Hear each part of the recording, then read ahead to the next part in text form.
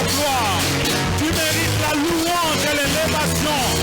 Toi le lion de la tribu de Juda.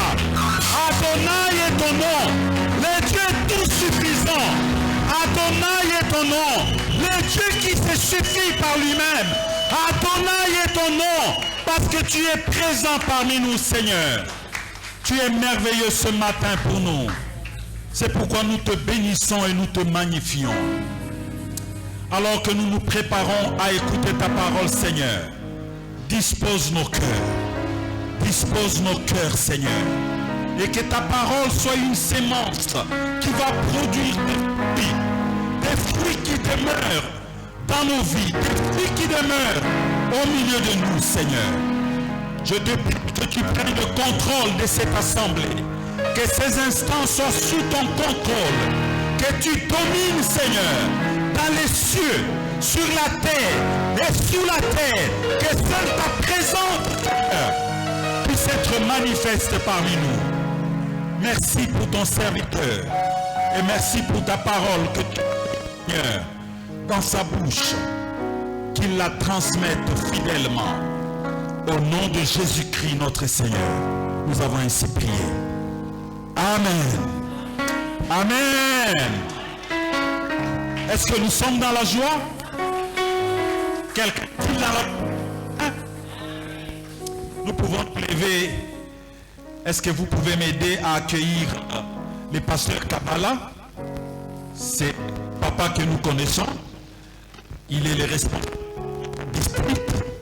Et ce matin, il a prévu de communier avec nous. C'est donc par lui que le Seigneur va nous parler. Nous pouvons l'accueillir.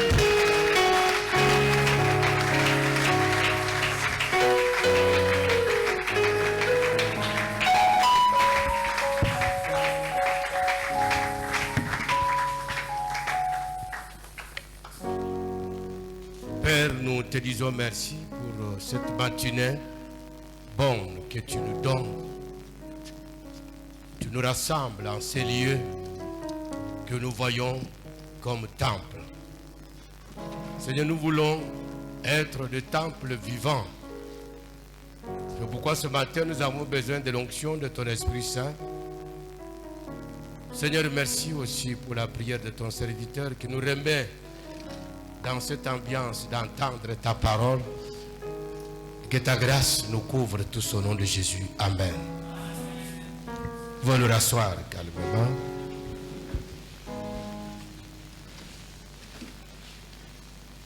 Bonjour bien-aimés. Je crois que Dieu nous a fait grâce de nous retrouver ce matin en ce lieu pour l'adorer.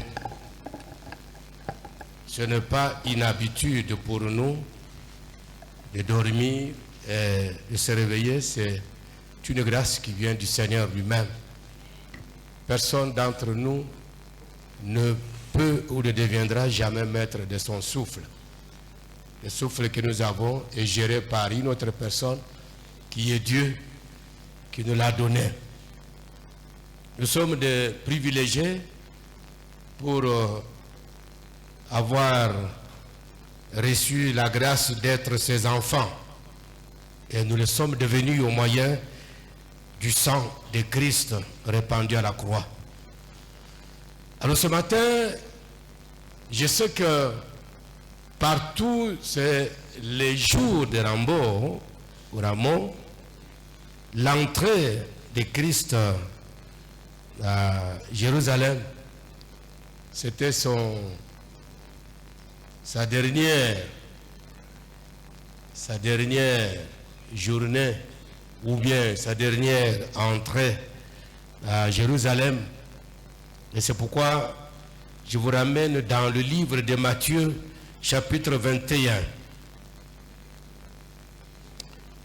Matthieu 21, et nous prenons le verset 12 jusqu'au verset 13.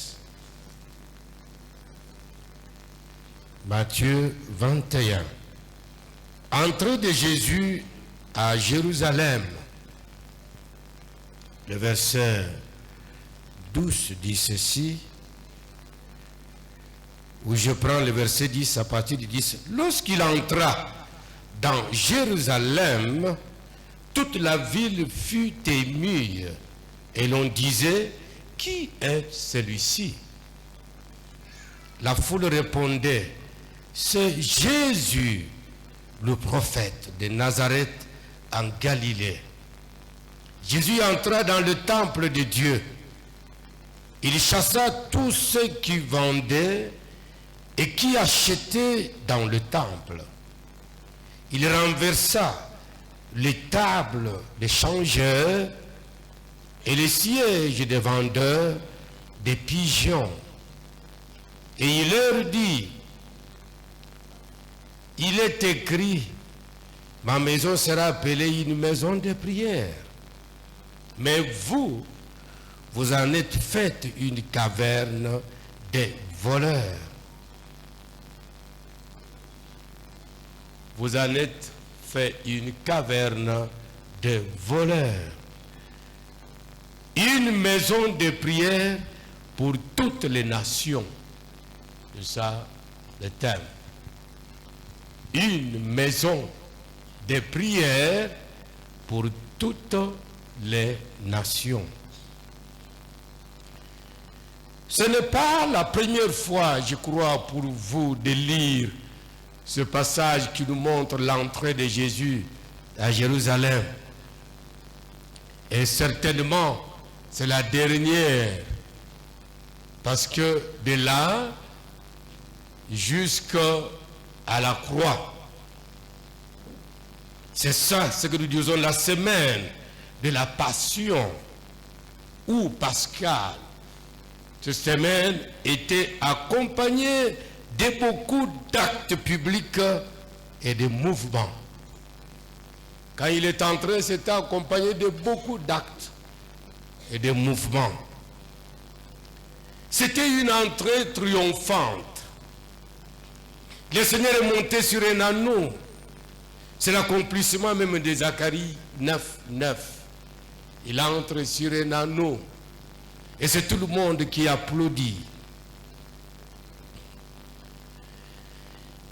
Il maudit aussi le figuier qui sécha selon sa parole.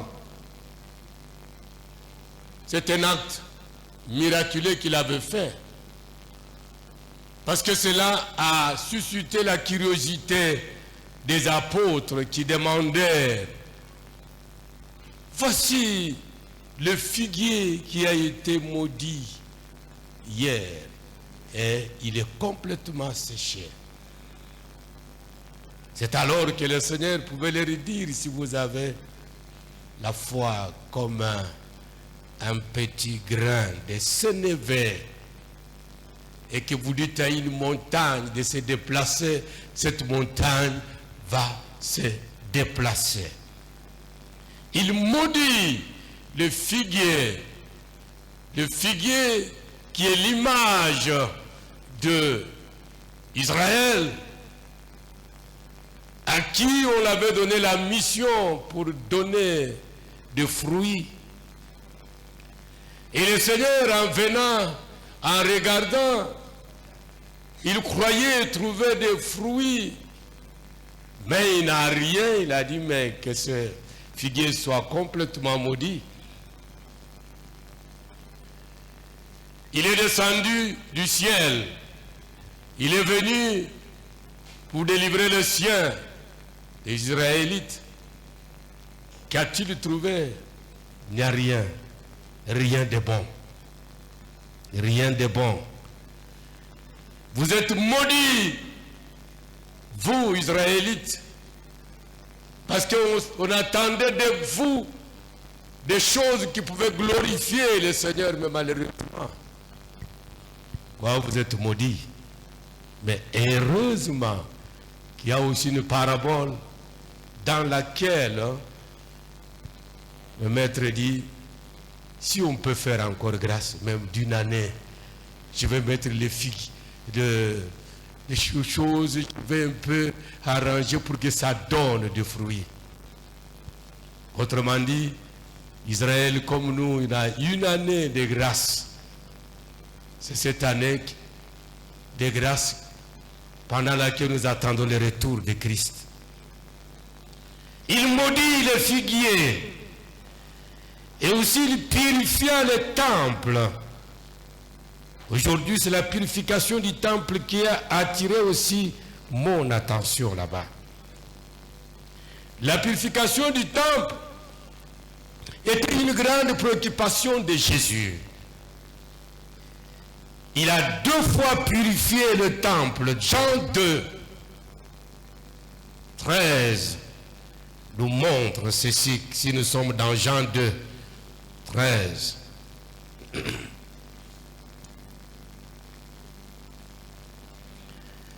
Jean 2, chapitre 2, verset 13.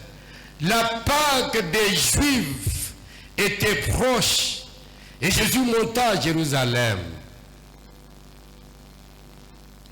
Il trouva dans le temple les vendeurs de bœufs, de brebis et de pigeons et les changeurs assis.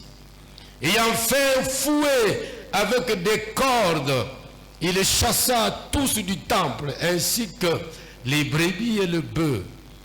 Il dispersa la monnaie des changeurs et renversa les tables. Il dit aux vendeurs de pigeons, ôtez cela d'ici. Ne faites pas de la maison de mon père une maison de trafic. Ses disciples se souvinrent qu'il est écrit, les ailes de ta maison me dévorent. Je dirais qu'il a purifié parce qu'il est entré 3 fois en Jérusalem. Mais pour le temple, il a fait le travail 2 fois. Et ce que nous avons lu dans Matthieu 21, et nous trouvons dans Jean 12, il faut bien étudier les Écritures. Vous devez être des étudiants de la Bible. Les étudiants de la Bible. Dans nos églises, l'église locale est la première école biblique où nous enseignons tout ce qui est nécessaire pour l'étude des Écritures. Nous devons étudier les Écritures. Il y en a qui posent des questions, ça c'est dans la parenthèse, qui posent des questions. Vous enseignez à l'Institut biblique, vous enseignez à la faculté, vous enseignez. Est-ce qu'on va étudier Dieu avec votre théologie là? Est-ce qu'on va étudier Dieu? Et oui, c'est vous qui ne lisez pas bien la Bible. Si vous lisez bien les Écritures, vous comprendrez que l'école n'a pas commencé aujourd'hui. L'école a commencé depuis le jardin d'Éden. Oh, comment? Depuis le jardin d'Éden, oui. C'est depuis le jardin d'Éden. Lorsque Dieu a enseigné à son étudiant, il avait créé adulte, Adam. Il a enseigné, il a enseigné, il a enseigné. Après, il donne du travail, comme un travail pratique. Il va nommer maintenant, donner le nom à toutes ces choses que j'ai créées. Même le nom de la femme ne vient pas de Dieu, c'est Adam qui a donné le nom d'Ève. C'est vrai ou c'est pas vrai? C'est vrai, hein? Ah. On l'appelait là femme. Ève. Femme, c'est la vie. Et pour voir qu'il était dans une école, sauf qu'il a échoué à un examen qu'on lui a donné, la tentation qui est venue, il a échoué. Et quand son maître vient, qu'est-ce que son maître lui dit? Où es-tu?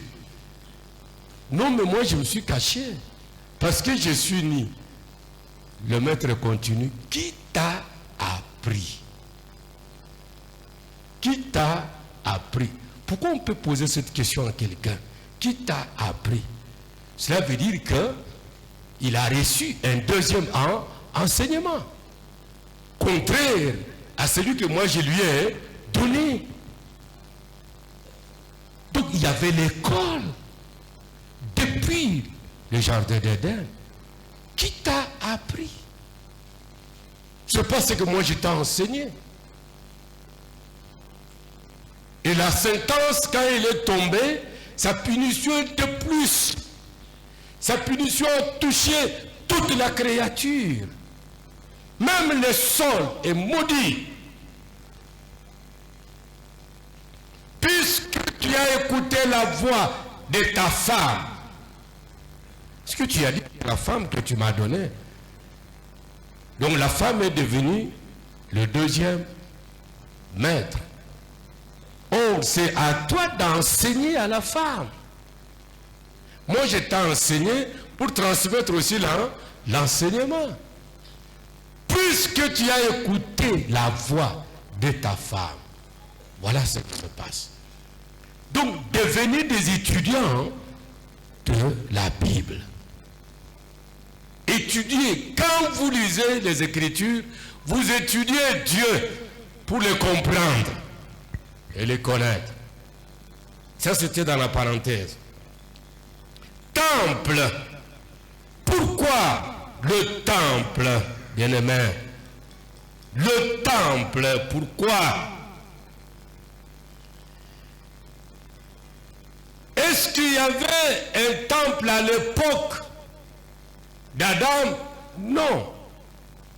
Il n'y avait pas de temple à l'époque d'Adam. Lorsqu'on nous dit de prier en esprit, en vérité, c'est depuis le jardin d'Éden. Il n'y avait pas de temple. La communion avec Dieu était en esprit et en vérité. Le temple, au temps d'Abraham, il n'y avait pas de temple. Ce sont des gens qui sacrifiaient des choses comme ça, pas de temple. Pas de temple. Au temps de Moïse, non plus, il y avait la tente d'assignation et il y avait aussi le tabernacle. Chaque fois, dans la tente d'assignation, Moïse y entrait seul. Tu n'as pas l'accès si lui ne t'appelle pas. Il y entrait seul. Et maintes fois, nous le voyons là-bas dans la tente d'assignation avec son serviteur Josué qui était dehors. Mais Dieu avait parlé en ce temps-là. Prenons Deutéronome chapitre 12. Deutéronome 12. Le verset 11 à 13. Il est dit ceci. Je prends 10 comme pour un peu comprendre. Mais vous passerez le Jourdain et vous habiterez dans le pays dont l'Éternel, votre Dieu, vous mettra en possession. Il vous donnera du repos après vous avoir délivré de tous vos ennemis qui vous entourent. Et vous établirez en sécurité. Alors, il y aura un lieu que l'Éternel, votre Dieu, choisira pour y faire résider son nom. C'est là que vous présenterez tout ce que je vous ordonne, vos holocaustes, vos sacrifices, vos dîmes, vos prémices et les offrandes choisies que vous ferez à l'Éternel pour accomplir vos vœux. C'est là que vous vous réjouirez devant l'Éternel, votre Dieu. Vous, vos fils et vos filles, vos serviteurs et vos servantes, et les Lévites qui sera dans vos portes, car il n'a ni part ni héritage avec vous. Garde-toi d'offrir tes holocaustes dans tous les lieux que tu verras. Mais tu offriras les holocaustes au lieu que l'Éternel choisira dans l'une des tribus. C'est là que tu feras tout ce que j'ordonne.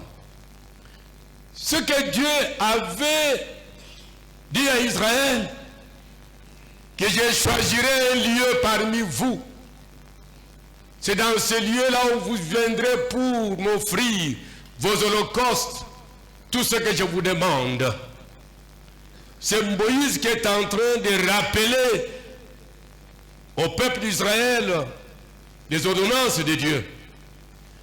À ce moment-là, il y avait le tabernacle.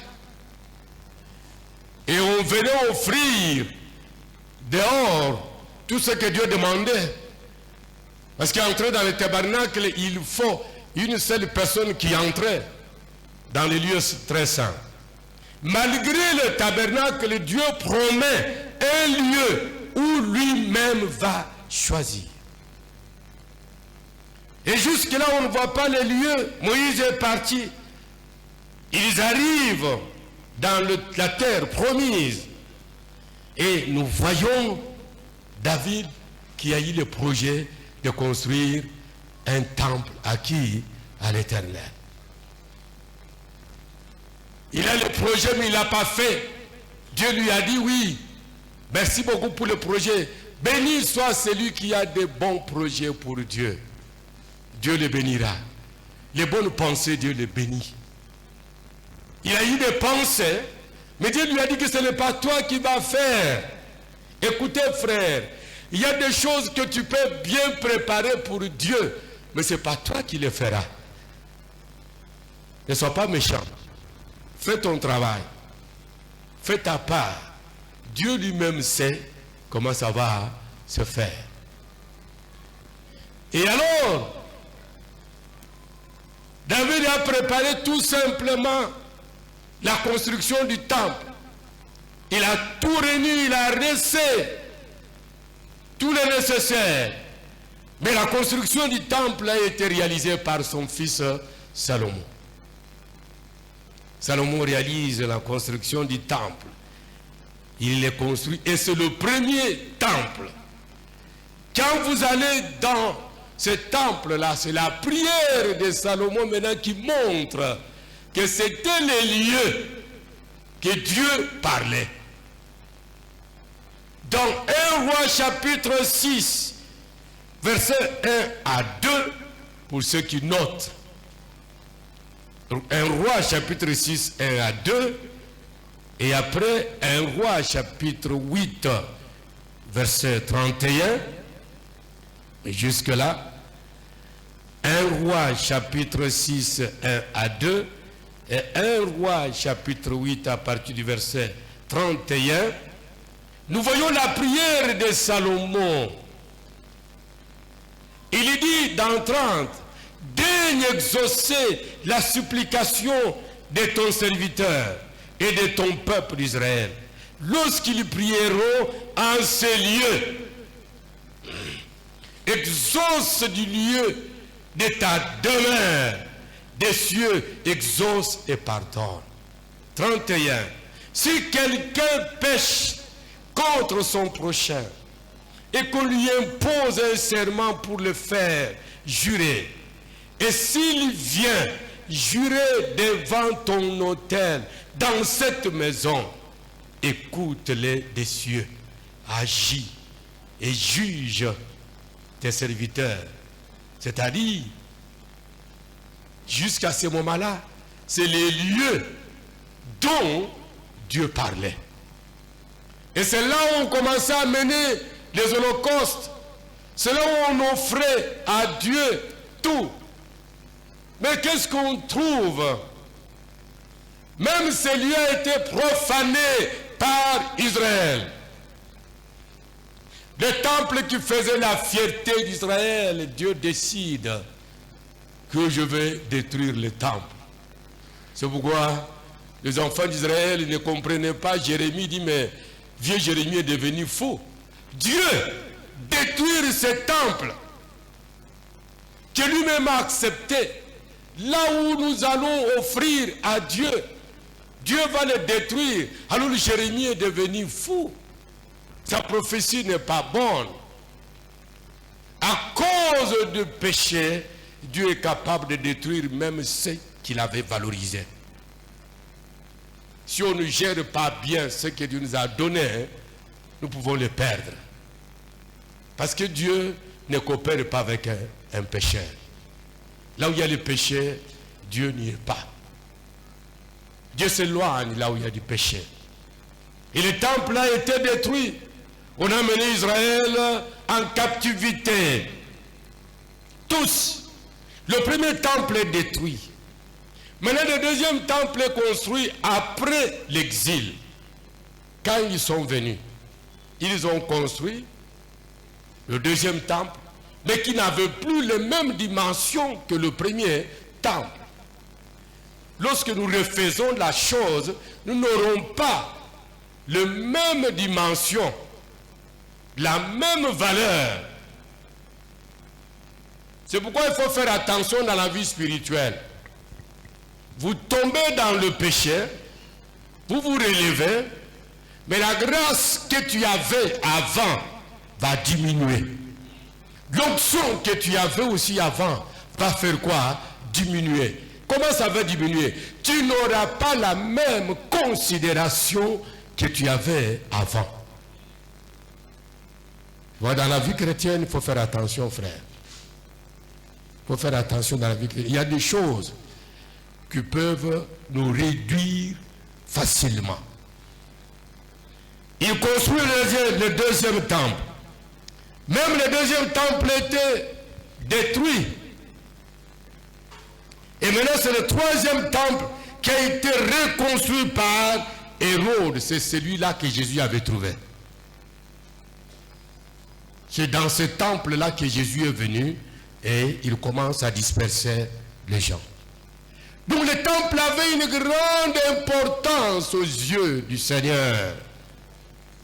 Pourquoi cette colère? Pourquoi il a chassé le vendeur?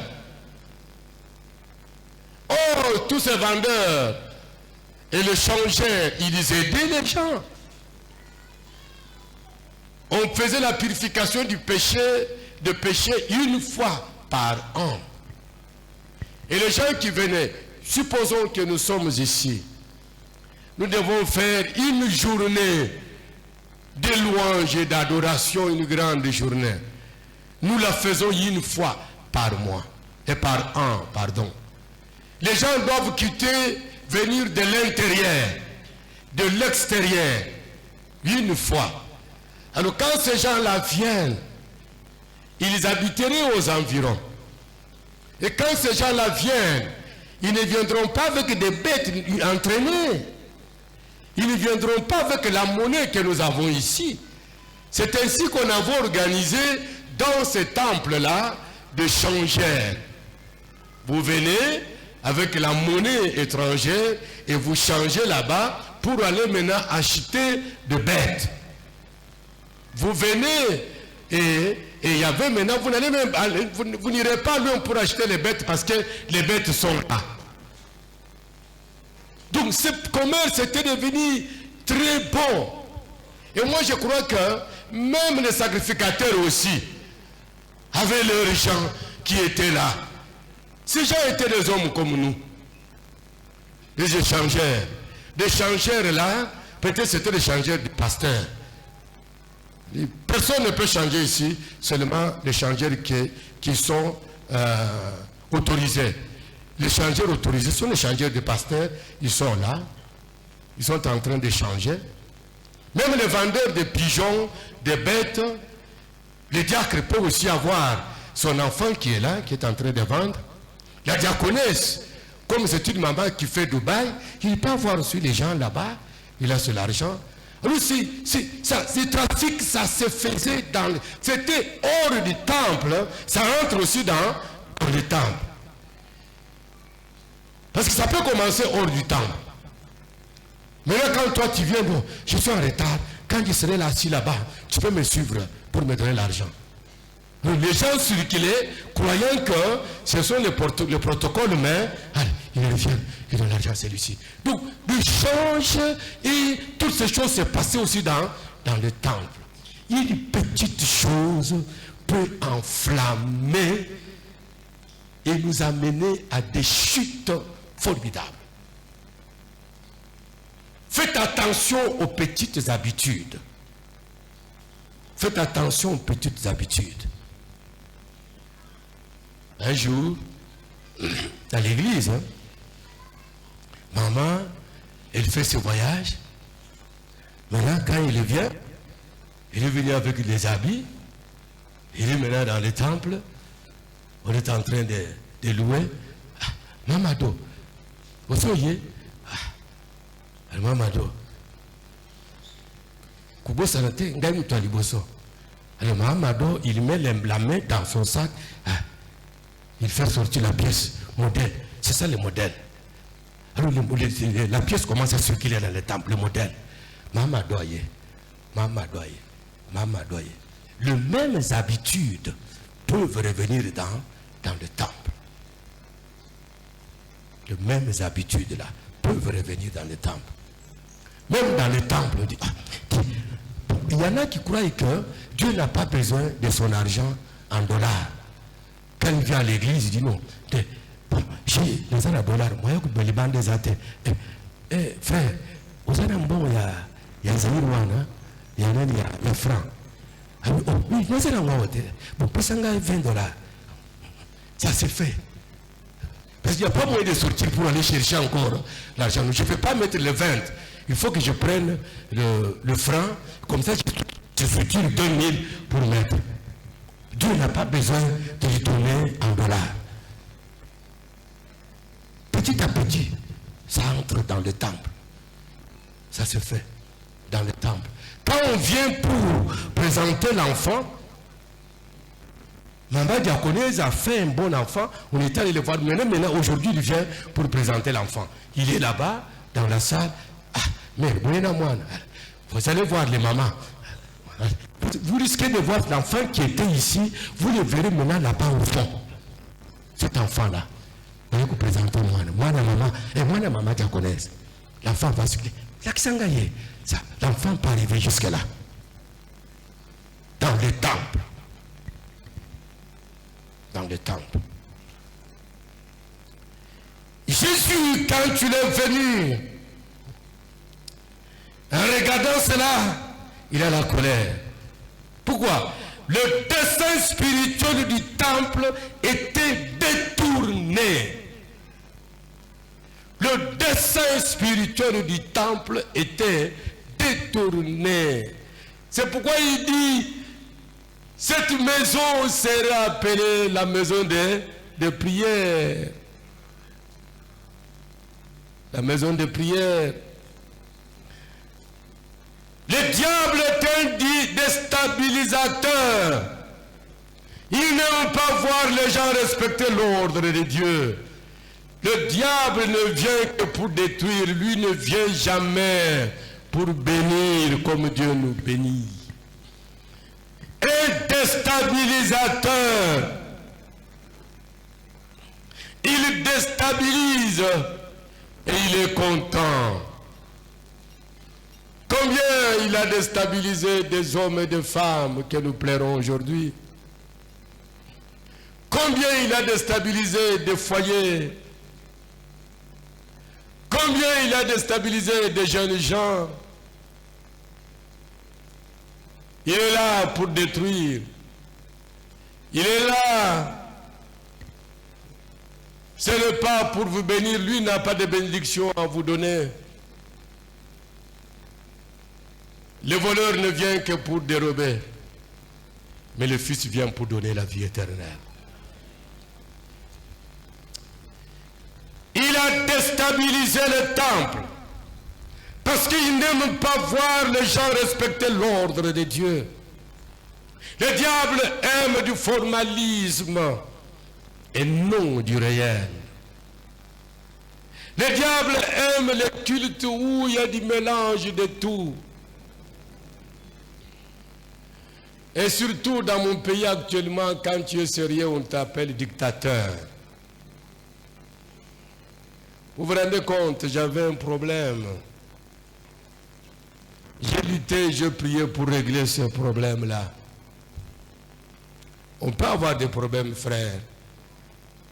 On louait, on est locataire, on a loué quelque part, on n'a plus de moyens, on doit sortir. Où est-ce qu'il faut aller? Quelqu'un dit, Papa, je peux prendre même, je serai un peu ici au temple pendant un jour après. Est-ce qu'on vient se réfugier dans un temple?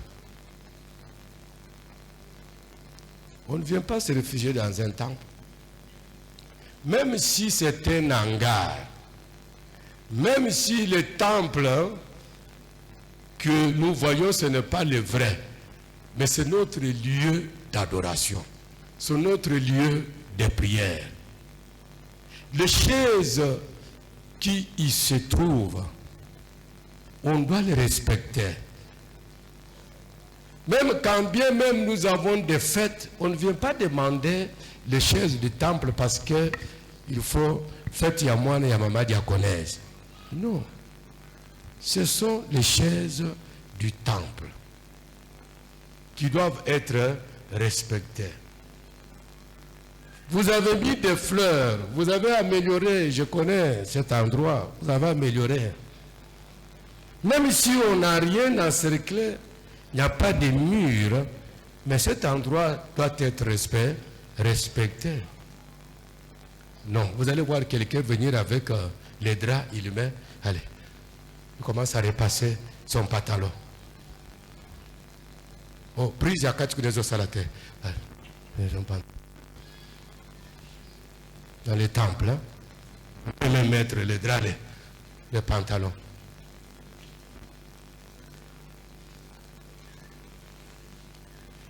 Vous allez voir quelqu'un qui est dans la douche qui sort, hein, même avec les chemins là, il sort en culotte. Il dit nous sommes. Non, non, c'est ça. Ces lieux, c'est à nous de donner à ces lieux sa valeur. Moi, je dis aux gens, à Gama, je dis, quand je passe dans vos maisons, vous avez bien construit vos maisons. Vous avez carrelé avec des très bons carreaux. Tout, très bien. Mais pour finir le temple, venir avec des bons carreaux, maintenant vous me dites, oh papa, trop tu as un modèle yaboye. Mais chez toi, il n'y a pas un modèle yaboye. Frères et sœurs, ce qui est meilleur, faisons-le à Dieu. Pour notre Dieu. Les bons billets là, on me présente. Le financier vient, hein, l'administrateur, il me présente d'autres billets.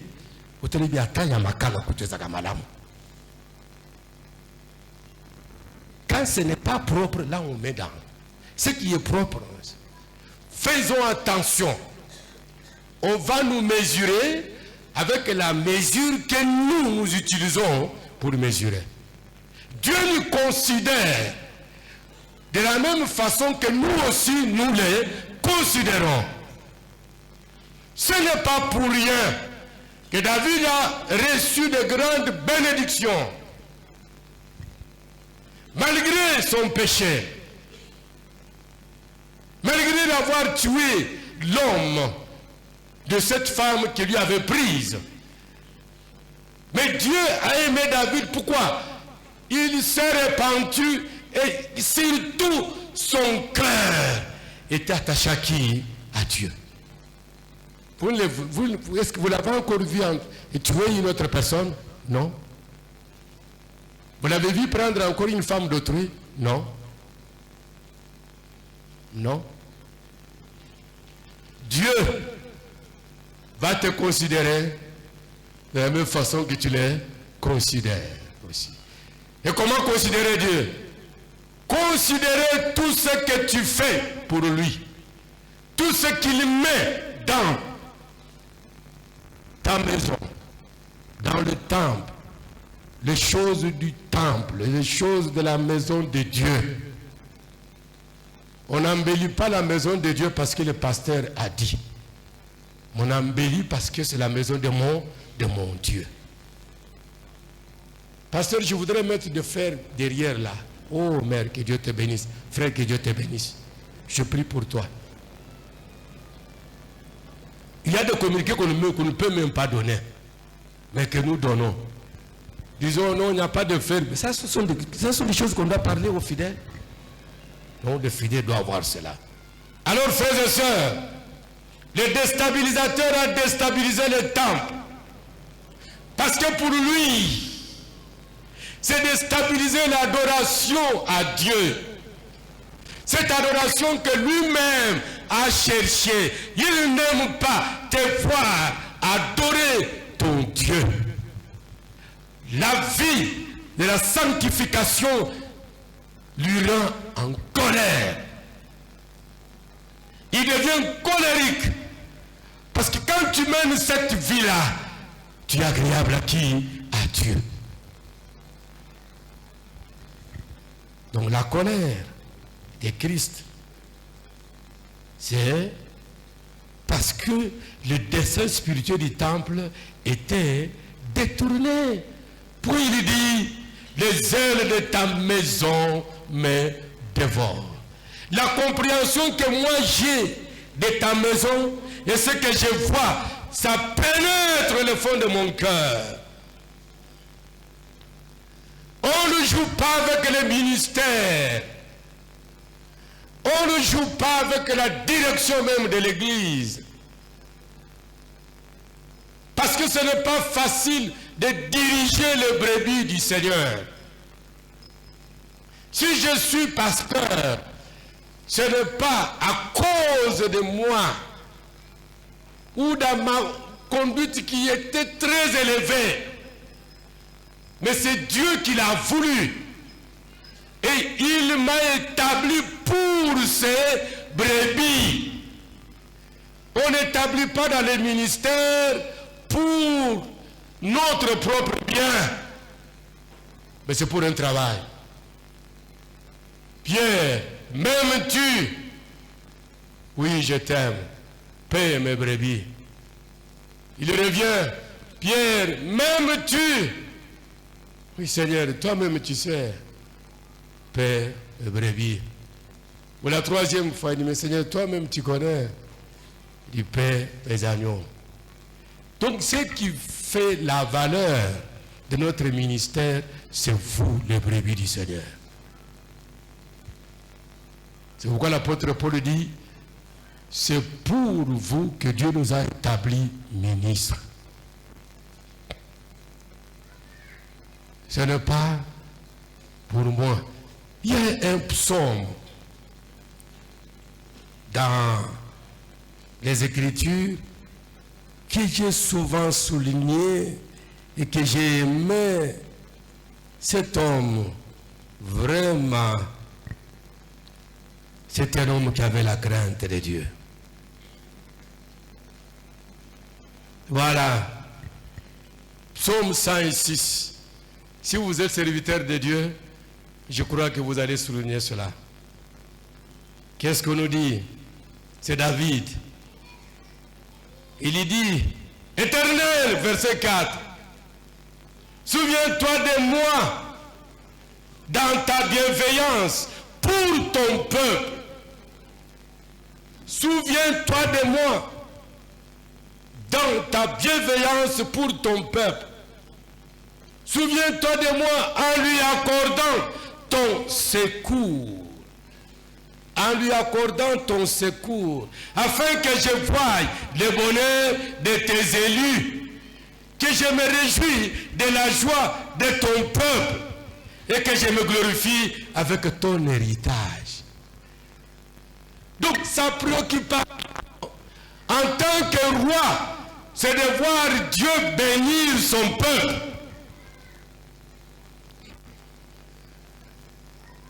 Ma préoccupation, la grande préoccupation, prière que je, c'est de vous voir, vous, les brebis du Seigneur, en bonne santé. Quand vous êtes en bonne santé, c'est que moi, je me réjouis aussi. Quand vous êtes bénis, ce qui fait que moi aussi, je sois dans la joie. Comment je peux être dans la joie si vous n'êtes pas dans la joie? La joie d'un pasteur, c'est quand les brebis sont dans la joie de plus que lui-même. Jésus n'est pas mort pour lui-même. Jésus est mort pour les brebis. Il a donné sa vie pour les brebis. Heureux celui qui donne sa vie pour les autres. Celui qui gagne les autres. Alors frères et sœurs, quelles sont les leçons spirituelles que nous pouvons tirer de ce que Jésus a fait? La première des choses, Jésus voyait la sainteté et la véritable sincérité qui doivent être dans son Église. Le temple doit être bien compris. Nous devons comprendre ce que c'est le temple. Et nous comprendrons. Dieu a besoin d'un temple saint. Dieu a besoin d'un temple où son nom est adoré. Son nom est respecté. Dieu a besoin d'un temple où l'écriture est au-dessus de tout. Dieu a besoin d'un temple où même le prédicateur se trouve en dessous de la parole de Dieu. Personne n'est au-dessus de la parole de Dieu. Même Jésus lui-même. Qu'est-ce qu'il dit? Je fais tout ce que mon Père m'a prescrit. Jamais j'ai vu un homme obéissant à son Père comme Jésus-Christ. Jamais je vis un homme humble comme le Seigneur lui-même. Il est Dieu à 100%. Il partage la même substance avec Dieu le Père. Mais jamais il s'est placé au-dessus de son Père. Combien de fois il a mentionné le nom du Père dans son langage? Il y en a qui tordent même les églises pour effacer la Trinité. Mais ça sort de la bouche de qui? Du Seigneur lui-même. Combien il a parlé de son Père. En tant que Dieu, il connaît toutes les choses.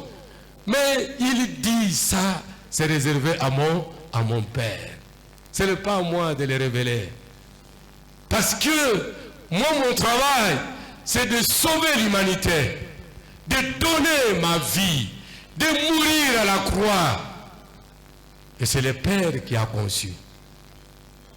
En tant que Dieu, Jésus pouvait se ressusciter lui-même.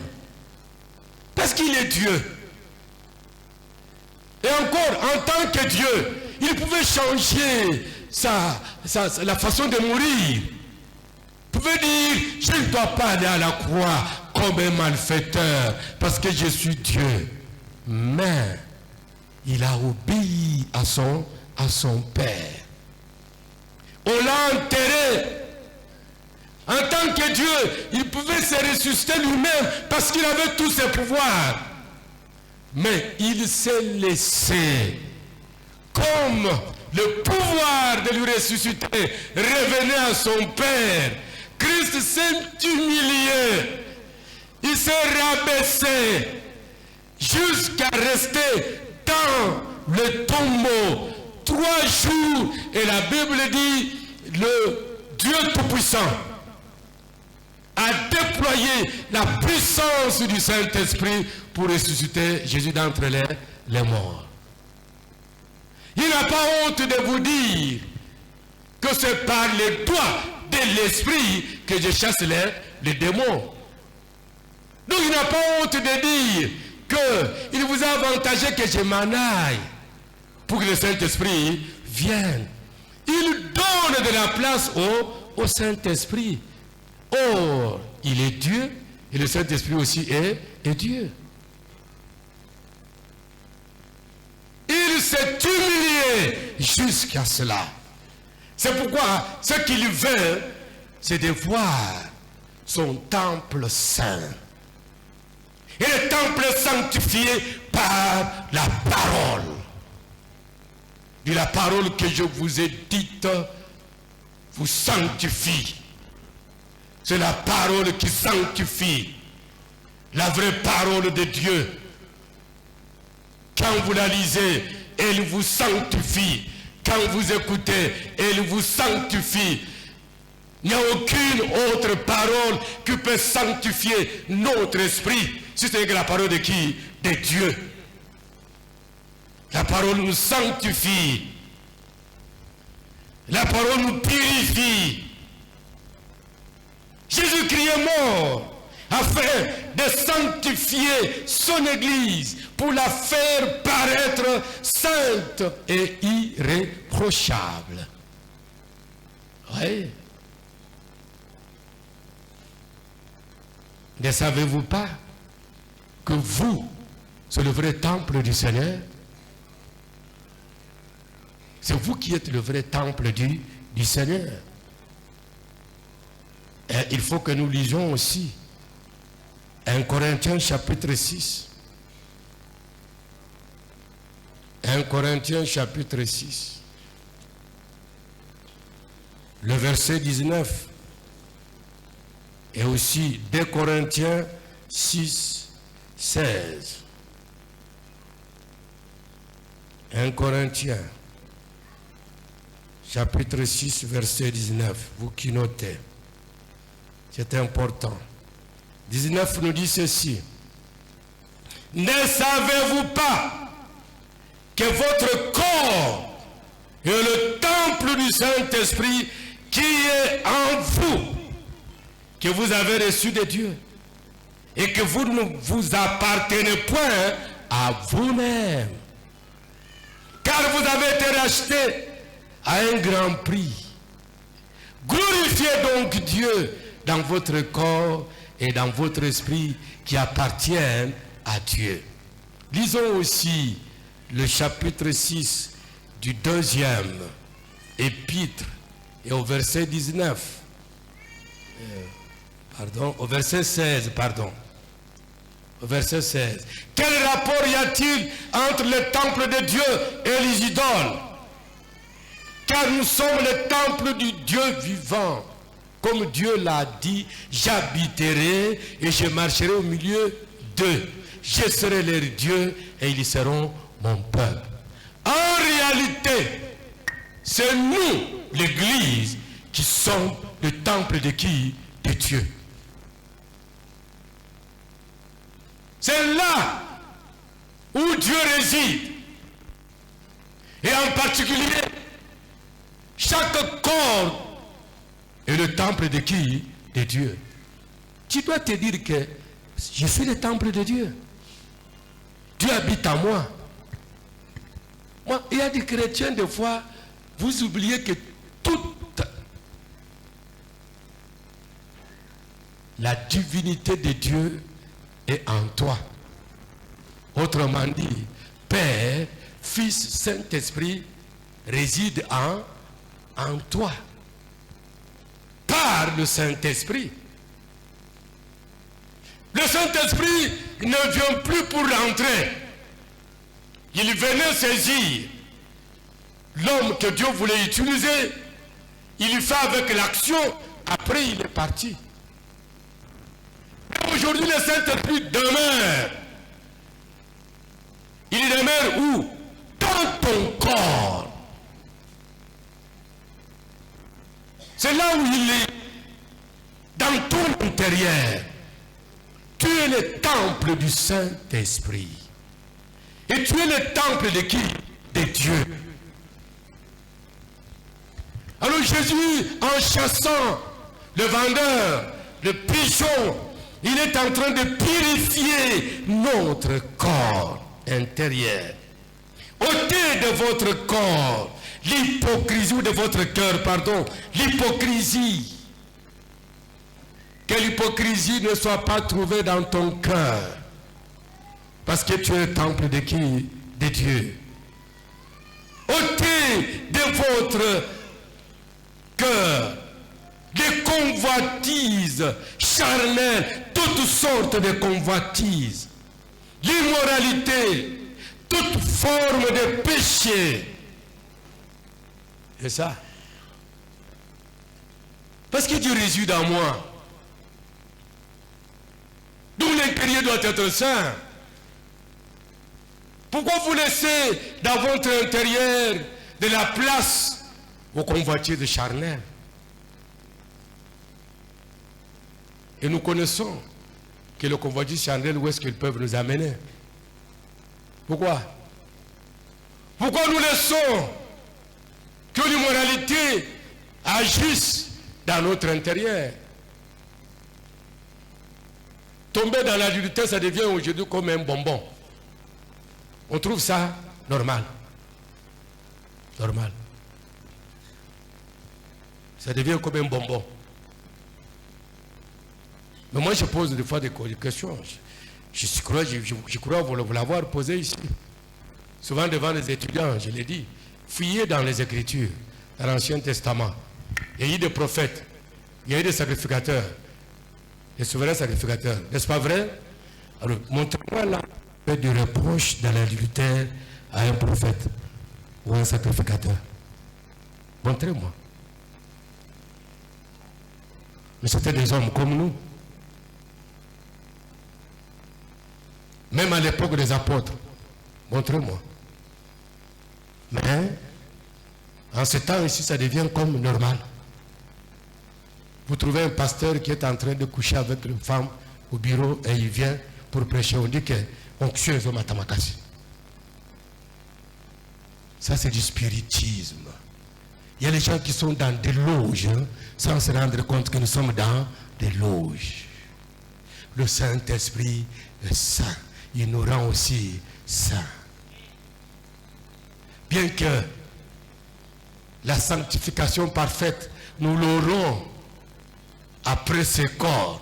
Mais pendant ce temps-ci, il y a un combat en moi de vivre la sainteté et de donner dos aux sollicitations de convoitise charnelle. C'est pourquoi tu dis à Caïn, il dit le péché couche sur ta porte. Mais toi, domine. Notre victoire est à quel niveau? Dominons. Appuyons-nous sur le Saint-Esprit et la parole de Dieu. Quand nous nous appuyons ici, toutes ces choses vont fuir. Vont fuir.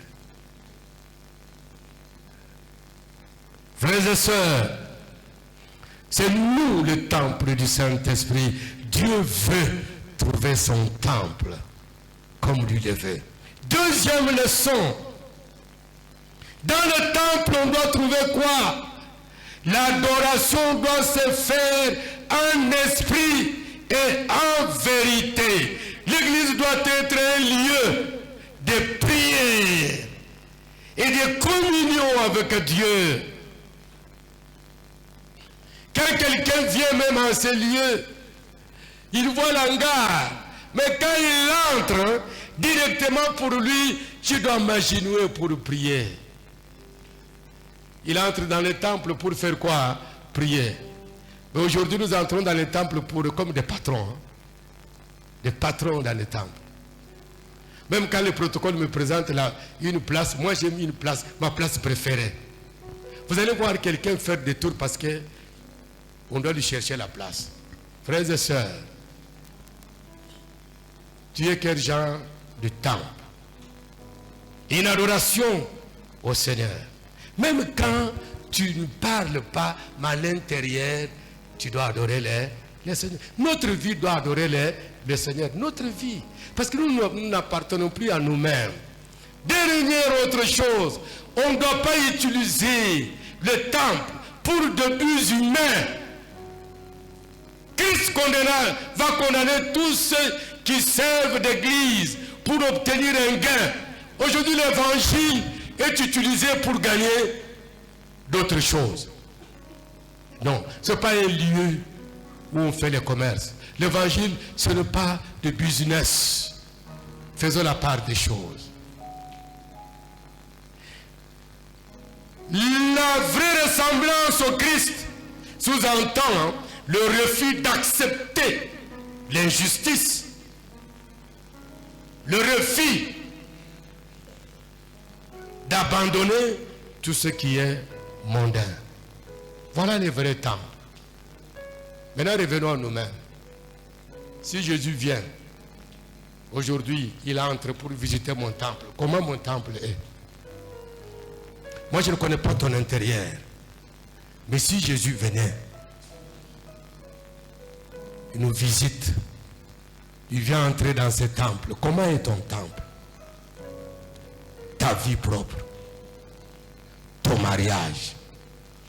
Comment tu vis dans ton mariage? Ta maison, ton travail. Comment tu te conduis dans ton travail? Parce que tu es le temple du Seigneur.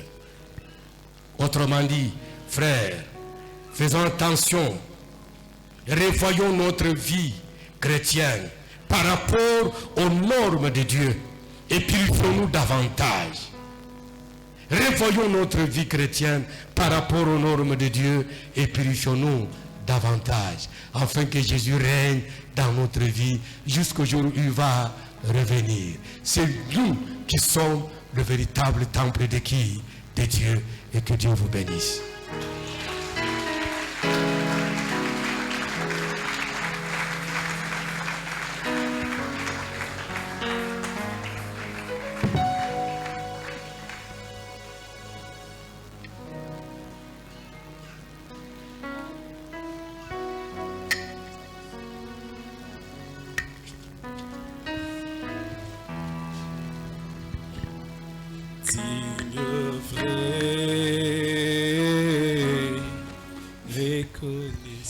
Nous sommes tous debout, je vous en prie.